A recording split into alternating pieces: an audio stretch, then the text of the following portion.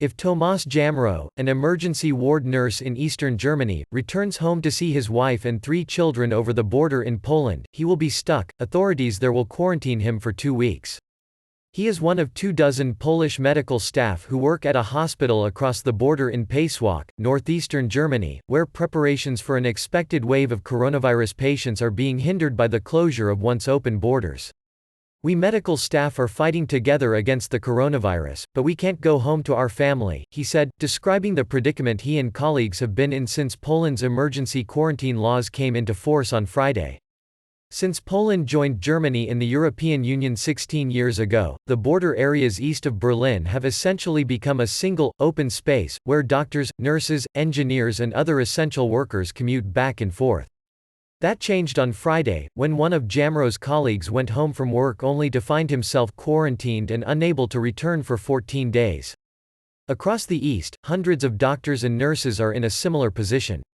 Around the world, border closures and quarantine rules have snapped the supply chains which deliver medical supplies and food, prompting calls for a return to shorter, more resilient supply networks.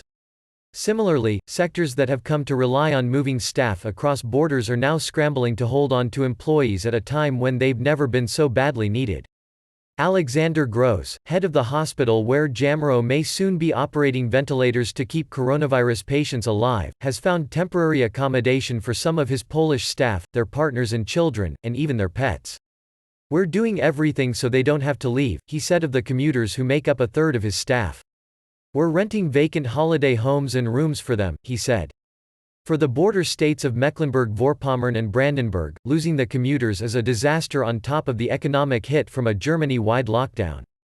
The state governments are offering anyone from Poland who is willing to stay in Germany €65 a day, plus an extra €20 per family member for temporary accommodation. Those affected are massively engaged in hospitals and healthcare, but also in manufacturing and food production, said Patrick Dahlmann, Mecklenburg-Vorpommern's minister in charge of the effort to keep some 3,400 Polish commuters. Commuter numbers in neighboring Brandenburg are similar.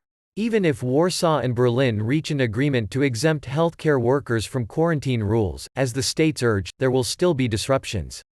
"We do WhatsApp, my children see me every day," said Jamro. "Let's see what happens next week. If my children get ill, I'll probably have to go home."